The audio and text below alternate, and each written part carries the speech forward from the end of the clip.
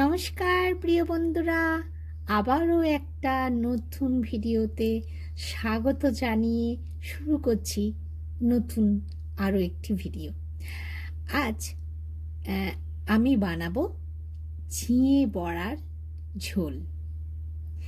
এখানে বড়া বানানোর জন্য আমি ডাল ভিজিয়ে রেখে শিলনোড়ায় পিষে নিচ্ছি।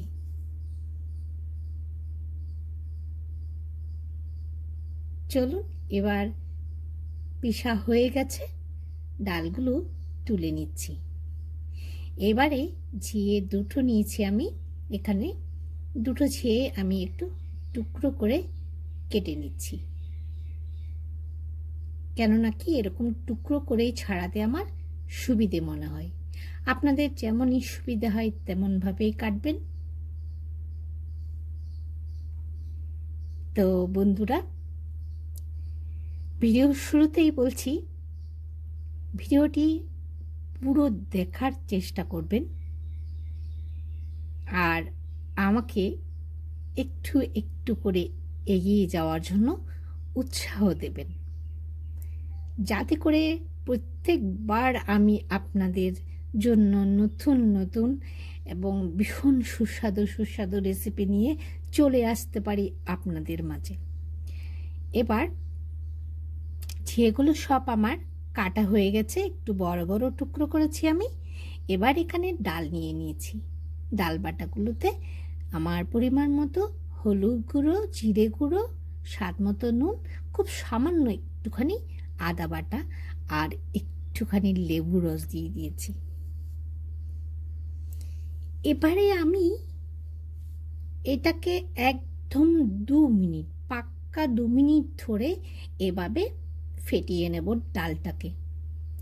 আপনি ডালটা যত ফেটাবেন ততই কিন্তু খেতে সুস্বাদু হবে। আর যদি না ফাটিয়ে এমনি একটু মশলা মেখে নিন, তাহলে জিনিসটা কি হবে, একটু শক্ত টাইপের হবে। আর এভাবে ফেটিয়ে দিলে কি হয়, বড়াটা খেতে ভীষণ তো সুন্দর হয়, আর ভেতরে কিন্তু আমাদের মশলা ঢুকতে সাহায্য করে। তো বন্ধুরা, এবারে দেখুন আমি এখানে একটা প্যানের মধ্যে পরিমাণ মতো তেল দিয়ে দিয়েছি। আমি রান্নাটি আজকে সর্ষের তেলেই রান্না করছি। এবারে চলুন, এটা এবার তেলটা গরম হওয়ার পরে আমি এখানে বড়াগুলো দিয়ে দিচ্ছি।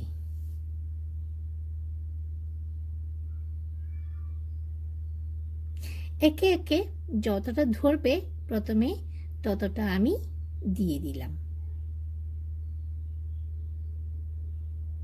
এবং উল্টে দেওয়ার জন্য কিন্তু একটু ফাঁকা ফাঁকা করে দেব, যেহেতু আজকে আমি খুব বেশি তেলের মধ্যে ভাজছি না, তার জন্য একটু বড় বড় করে একটু গোল গোল করেই দিচ্ছি।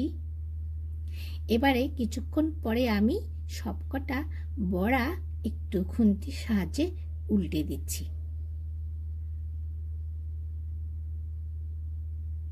খুব বেশিক্ষণ সময় কিন্তু লাগে না। তো এই গরমে এরকম একটা রেসিপি থাকলে সত্যি কিন্তু খুবই তৃপ্তিদায়ক খাবার হয়ে যায়। এবারে কিছু আমি উল্টে দিয়েছি, আর কিছু ভাজা হয়ে গেছে, আমি তুলে নিয়েছি। এভাবে সবকটা বড়া আমি ভেজে নিয়ে আবারও চলে এসেছি বাকি তেলের মধ্যে। আমি এখানে একটা শুকনো লঙ্কা দিয়ে দিলাম।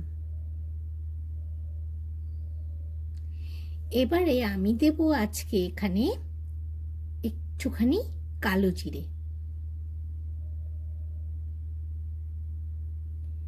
এবারে ঝিঙেটাকে আমি জল থেকে তুলে তা ঝাঁকাই নিয়ে নিয়েছি। এবার ঝিঙেটা দিয়ে দিলাম। ঝিঙেটাকে আমি বেশ কিছুক্ষণ ধরে ভেজে নেব। এখানে ঢাকা আমি আজকে ব্যবহার করব না, কোনো ঢাকা চাপা ব্যবহার না করেই রেসিপিটি আমি বানাবো।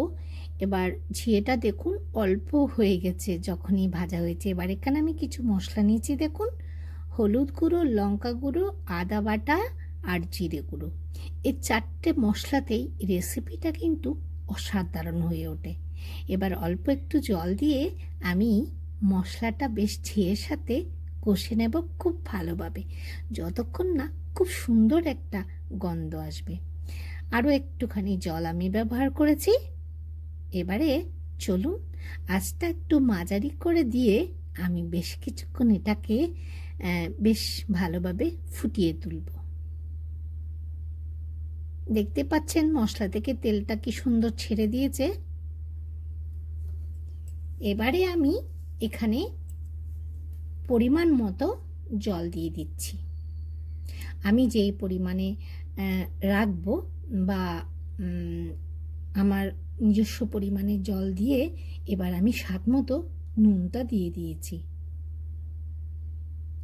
এবার বেশ ভালোভাবে ফুটে ওঠার পরে আমি এখানে বড়াগুলো দিয়ে দিলাম।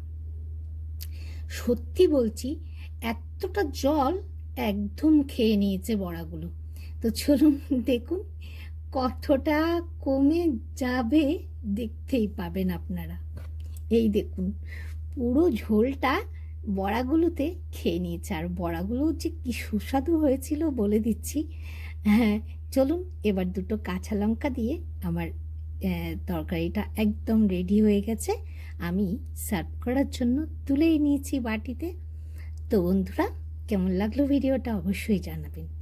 এদিকে আমি দেখুন আজকে যেটা বলেছি, লেবুর একটা ব্যবহার, লেবুর খোসার ব্যবহার আপনাদের দেখাচ্ছি।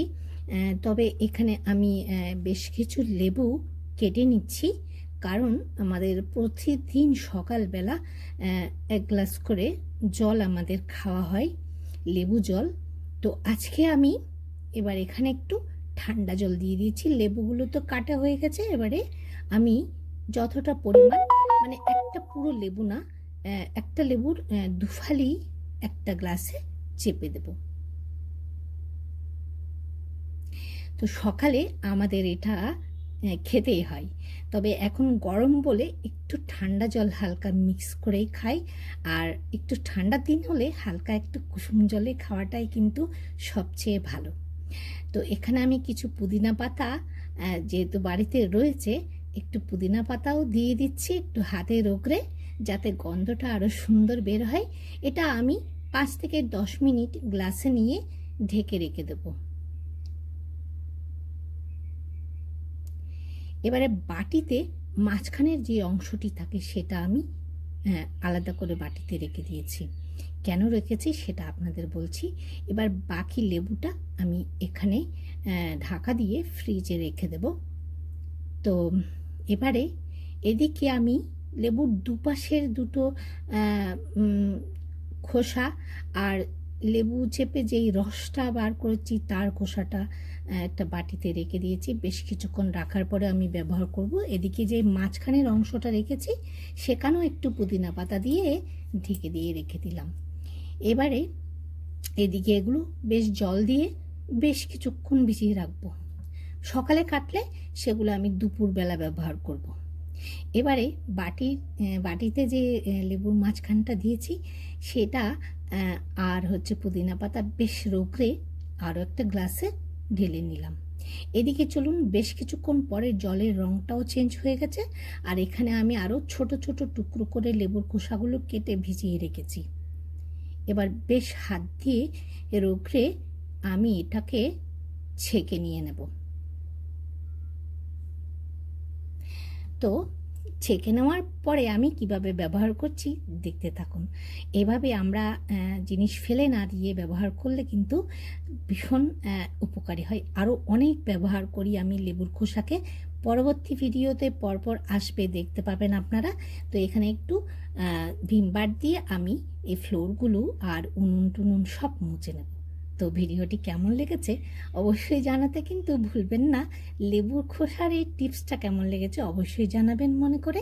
আর নতুন বন্ধু সাবস্ক্রাইব করে বেল আইকন প্রেস করে রাখবেন। দেখা হচ্ছে আগামী ভিডিওতে, নতুন আরও কোনো ভিডিওতে ফিরে আসছি আপনাদের কাছে নতুন নতুন আরও ইয়াম্মি ভিডিও নিয়ে। তো চলুন আজকের মতো টাটা বন্ধুরা।